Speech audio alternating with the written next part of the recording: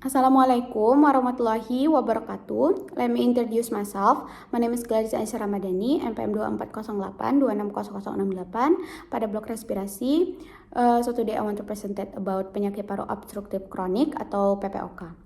PPOK adalah penyakit paru kronis yang ditandai oleh hambatan aliran udara yang persisten dan progresif akibat inflamasi kronis pada saluran nafas dan parenkim paru. Karena terjadinya paparan partikel atau gas berbahaya, terutama asap rokok. Hambatan aliran udara pada PPOK tidak sepenuhnya reversibel, sehingga fungsi paru akan terus menurun apabila faktor penyebab tidak diatasi. Lalu etiologi, apakah yang terjadi atau yang menyebabkan PPOK ini terkena, yaitu karena adanya paparan jangka panjang terhadap zat yang mengiritasi saluran nafas, seperti dia merokok aktif. Terus dia juga bisa karena paparan asap rokok yang pasif, lalu juga ada paparan biomasa seperti asap kayu bakar atau arang, lalu juga ada paparan debu dan bahan kimia, polusi udara dalam maupun luar ruangan, lalu ada defisiensi alpha-1 antitripsin, yaitu faktor genetik yang menyebabkan kerusakan paru lebih cepat meskipun tanpa riwayat merokok. Jadi faktor resiko yang meningkatkan resiko seseorang mengalami PPOK itu biasanya dia di usia atas 40 tahun, di atas 40 tahun, tapi juga tidak menutup kemungkinan di bawah 40 tahun tidak terkena. Jadi biasanya indikasi orang yang di bawah 40 tahun itu terkena itu karena dia terpapar ada paparan yang berat, misalnya terkena orang yang merokok. Lalu dia juga biasanya bisa jadi dia juga ada faktor genetiknya. Lalu ada riwayat merokok dengan indeks Briggsman yang tinggi, lalu juga ada paparan asap biomasa atau polusi udara, lalu juga ada paparan debu, bahan kimia, riwayat infeksi saluran nafas berulang sejak usia muda, lalu juga riwayat keluarga PPOK atau defisiensi alpha-1 antitripsin. Lalu kita masuk ke patofisiologi terjadinya PPOK tersebut. Jadi yang pertama itu terjadinya itu karena adanya paparan zat iritan terutama dari asap rokok, lalu dia menyebabkan inflamasi kronis pada saluran nafas yang melibatkan neutrofil, makrofag dan limfosit CD8+.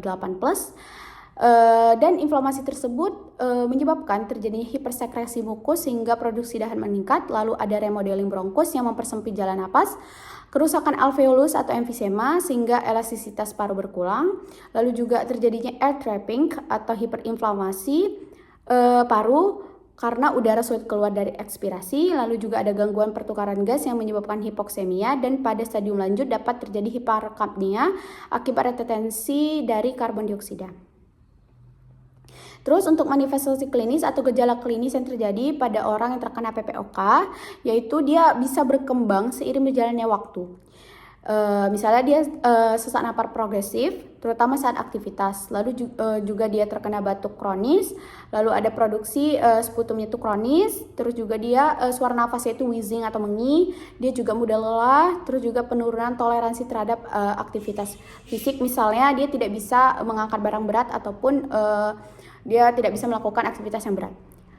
Biasanya kalau ada stadium lanjut dapat ditemukan penggunaan otot bahu nafas, otot bantu nafas, lalu dia juga dadanya itu berbentuk barrel chest akibat adanya hiperinflasi, lalu terlihat ada cyanosis pada kondisi hipoksemia berat. Lalu bagaimana cara kita bisa mengetahui ini PPOK atau enggak? Kita akan melakukan pemeriksaan penunjang. Gold standarnya itu ada spirometri.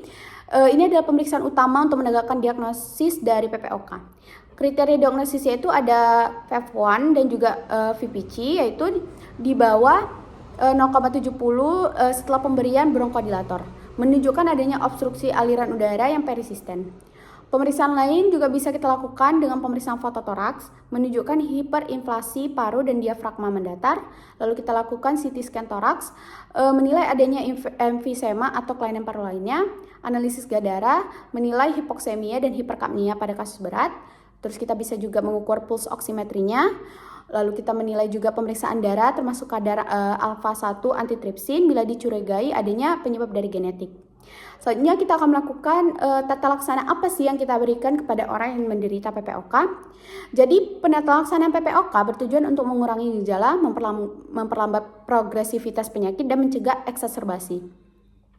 Jadi terapi yang dilakukan itu ada terapi non farmakologi, seperti misalnya dia berhenti merokok, kita larang dia merokok.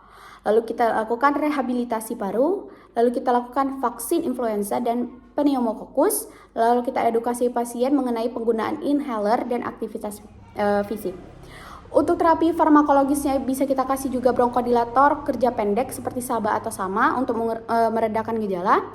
Lalu bronkodilator kerja panjang seperti LABA atau LAMA sebagai terapi pemeliharaan. Lalu kita juga memberikan ICS atau LABA, ICS dicampur LABA dan LAMA pada pasien dengan indikasi tertentu, terutama bila sering mengalami eksaserbasi dan eosinofil darah tinggi. Tapi kalau misalnya PPOK berlanjut menjadi eksaserbasi akut, kita harus cek dulu oksigen sesuai target saturasinya, lalu kita berikan bronkodilator inhalasi, lalu kita berikan kortikosteroid sistemik, antibiotik bila terdapat tanda infeksi bakteri, lalu kita juga berikan non-invasive ventilation atau NIV bila terjadi gagal napas akibat hiperkapnik. Baik, sekian yang dapat saya sampaikan. Mohon maaf jika ada kesalahan kata ataupun penyampaian saya kurang jelas. Saya memohon maaf, ini referensi dari saya. Mungkin sekian yang dapat saya sampaikan. Assalamualaikum warahmatullahi wabarakatuh.